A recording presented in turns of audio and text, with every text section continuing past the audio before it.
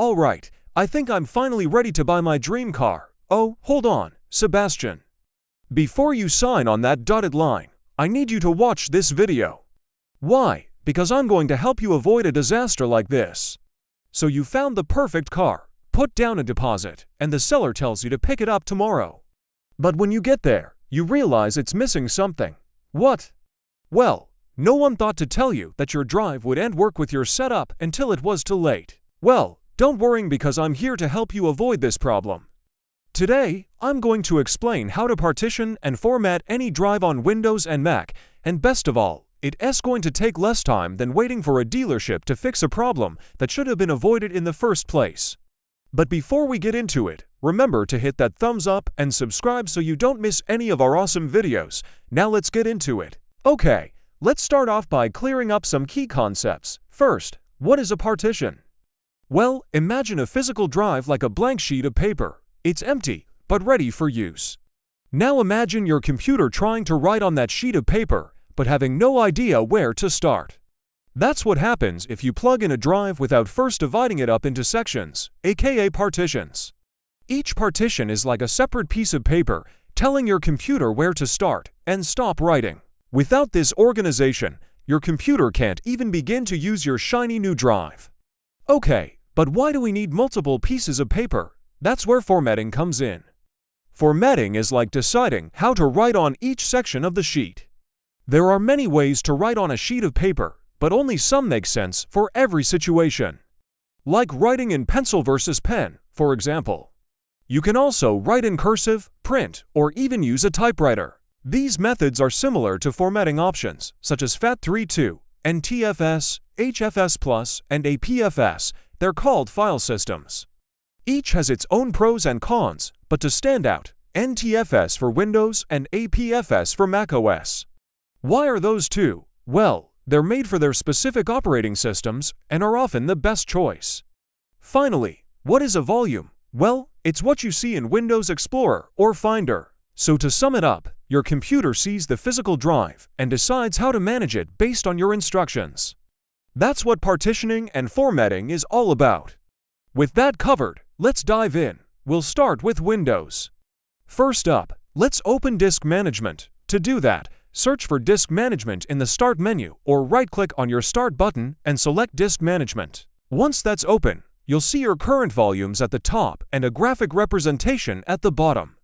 In the graphic, any drive you haven't used yet will show up as unallocated. To prepare that drive, right-click on it and select New Simple Volume ... This opens a wizard to guide you through the process. Click Next and you'll be asked how big the partition should be. If you want the entire drive to be one large partition, just use the max. Otherwise, enter the size you want. Remember, 1 megabyte equals 1 million bytes, which equals about 1 meg. For most users, 1 gigabyte equals 1 billion bytes. So 1 gigabyte is closer to 1000 megabytes. So if you want to be conservative, aim for a little extra, then click Next. This is where you assign a drive letter, usually C, for the main drive and D for the second, etc. Then click Next. Now we're on to formatting. Here you'll choose the file system. For a drive you'll only use on Windows, pick NTFS. Want to share it with a Mac or another PC? Pick exFAT. Last, confirm the volume label, like Documents or Backups. Then check Perform a Quick Format, which is safe and fast for most drives. Now you'll click Next and then Finish. You'll watch the unallocated space transform into a healthy primary partition. Congrats, your new drive is ready to use. And what if you need to shrink an existing partition to make room for a new one? No problem. Just right-click on the partition that has extra space and select Shrink Volume ... double quotes.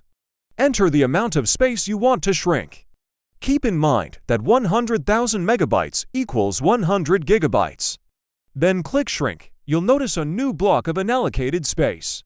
Right-click on that and go through the simple volume creation wizard again to create your new partition. Next up, let's talk about macOS. It's a bit different, but just as easy. First, open Disk Utility. You'll find it in your Applications, Greater Than Utilities folder, or simply search for it. Now, while it looks a bit different, don't panic. You'll see your drives listed in the sidebar. Most importantly, you'll see the actual physical drive itself, not just the volumes mounted on your desktop. That's the equivalent of our unallocated space in disk management. Click on it to select the physical drive, then click Erase at the top. Yes, this button is labeled Erase, but don't panic. On a Mac, Erase means to both partition and format the drive. The new window lets you make changes. First, give it a name. Next, pick a file system. If you only plan to use it on a Mac, pick either APFS or macOS Extended Journaled. For drives shared between Mac and Windows, pick exFAT. Finally, you can choose the partition scheme. Unless you have a super old drive, pick GID partition map. This is like the blueprint for the entire drive. When you're satisfied, click Erase. A new window may pop up warning you that Disk Utility is about to delete everything on your drive. Double-check that it's the correct drive and confirm that you want to proceed. And what if you want multiple partitions? Don't worry, it's even easier. With the physical drive selected, click the Partition button instead of Erase. You'll see a pie chart showing how the drive is currently set up. Click the plus button to add a new partition. Drag the divider to resize them and give each a name. And you can even pick a different format for each like APFS and exFAT. When you're done, click Apply. And that's it. Now you know how to easily partition and format your drives. It's time to put this knowledge to good use. Let's wrap up with a bonus tip. What do you do when you have a drive with confidential data that you no longer need? Deleting files and formatting won't cut it. Data recovery is possible and sometimes even easy. You'll want to wipe that drive first.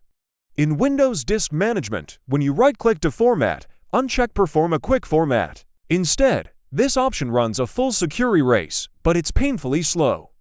In macOS Disk Utility, when you click Erase, look for the Security Options button. Dragging the slider allows you to perform a more secure erase by overwriting the data. For truly sensitive data, you'll want dedicated software like DBAN, but for most people, these built-in tools are a great start. Just remember to always back up your important data first. Congratulations! Now you know how to partition and format any drive.